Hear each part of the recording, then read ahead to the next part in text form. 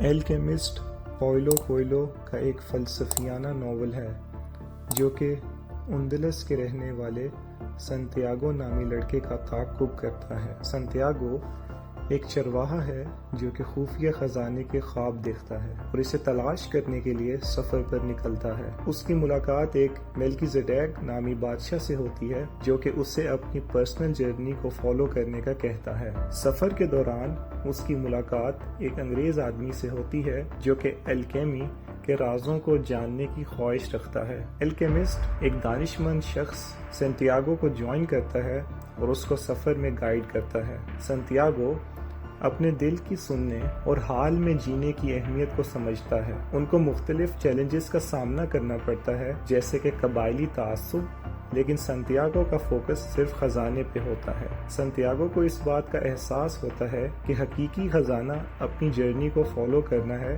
نہ کہ مادی دولت۔ الکیمسٹ سنتیاگو کو سول آف دا ورلڈ کا تعارف کرواتا ہے۔ سنتیاگو کو اپنے خوابوں کو پانے کے لیے اپنے ڈر کا مقابلہ کرنا ہے اور قربانیاں دینی ہیں۔ سنتیاگو صحرا کی زبان سیکھتا ہے اور وہ قدرت اور کائنات سے بات کرنا سیکھتا ہے۔ آخر کار سنتیاگو مصر کے پیرامڈز تک پہنچتا ہے اور وہاں اس کا سامنا چوروں سے ہوتا ہے۔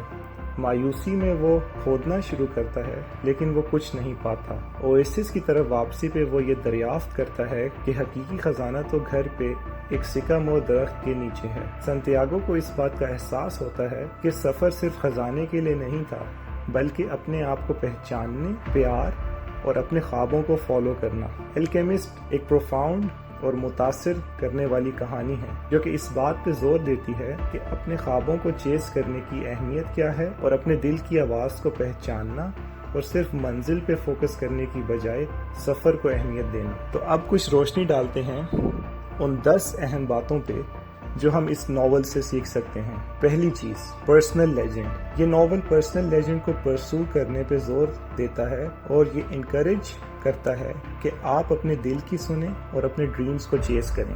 دوسرا، ایمبریسنگ چینج۔ تبدیلی ناگزیر ہے۔ یہ ناول ہمیں تبدیلی کو قبول کرنا سکھاتا ہے جو کہ انفرادی ترقی اور اپنی منزل کو پانے کے لیے بہت ضروری ہے۔ تیسرا، اومنز اینڈ سائنس۔ کائنات کے اشاروں کو سمجھنا اور ان کی طرف توجہ دینا سیکھنا ہے جس سے سنتیاگو کو سفر کے دوران رہنمائی ملتی ہے۔ یہ ہمیں زندگی میں آنے والے موقعوں سے آگاہ رکھنے کے لیے بہت ضروری ہے۔ چوتھا، لسننگ ونز ہارٹ۔ دل ایک انسان کی خواہشات کی عکاسی کرتا ہے۔ یہ ناول اپنے دل کی آواز کو پہچاننے کی طرف زور دیتا ہے اور یہ ہمیں سکھاتا ہے کہ اگر لاجک کسی اور طرف اشارہ کر رہی ہے لیکن پھر بھی ہمیں اپنے دل کی سننی ہے۔ پانچواں، the power of the present. یہ ناول اس بات کو نمایاں کرتا ہے کہ حال میں جینا بہت ضروری ہے اور حقیقی خوشی حال میں جینے سے ہی ملتی ہے، بجائے اس کے کہ آپ ماضی میں ہی پھنسے رہیں اور مستقبل کی فکر کریں۔ چھٹا، The language of the universe۔ سنتیاگو قدرت اور کائنات کی زبان سمجھتا ہے اور یہ اس بات کو نمایاں کرتا ہے کہ کائنات میں سب چیزیں آپس میں جڑی ہوئی ہیں اور اس کی ایک منفرد زبان ہے۔ ساتواں، the soul of the world۔ Soul of the world کا کانسیپٹ ہمیں یہ بتاتا ہے کہ ایک روحانی ایسنس نے تمام جانداروں کو جوڑا ہوا ہے اور کائنات کی ہر چیز آپس میں جڑی ہے اور یہ حوصلہ افزائی کرتی ہے کہ انسان روحانی طاقت کو سمجھے۔ آٹھواں، اوور کمنگ فیئر۔ سنتیاگو کو اپنے سفر کے دوران بہت سے خوف، رکاوٹوں کا سامنا کرنا پڑتا ہے اور یہ ناول ہمیں ان خطروں کا سامنا کرنے اور ان سے نمٹنے کا بتاتا ہے کیونکہ یہ سب انسان کو اپنے مقصد یا خواب کو پانے میں ایک رکاوٹ ہیں۔ نواں، دا ویلیو آف لرننگ۔ سنتیاگو ایک انگریز آدمی سے ملتا ہے جسے علم کا جنون ہوتا ہے۔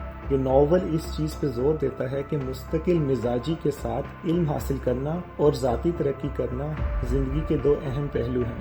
10واں، ٹریجر ود ان۔ ایک اہم سبق جو ہمیں اس ناول سے ملتا ہے وہ یہ ہے کہ اصل خزانہ انسان کے اندر موجود ہے اور اپنے آپ کو پا لینا، ذاتی ترقی اور اپنے خوابوں کو حاصل کرنا زندگی کے قیمتی انعامات ہیں۔ یہ تمام سبق زندگی کی دریافت، ذاتی ترقی اور خوابوں کی پیروی کے بارے میں قیمتی نکات پیش کرتے ہیں جس کی بنا پر الکیمسٹ بہت پسند کی جانے والی کتاب بن گئی ہے۔ Thank you very much.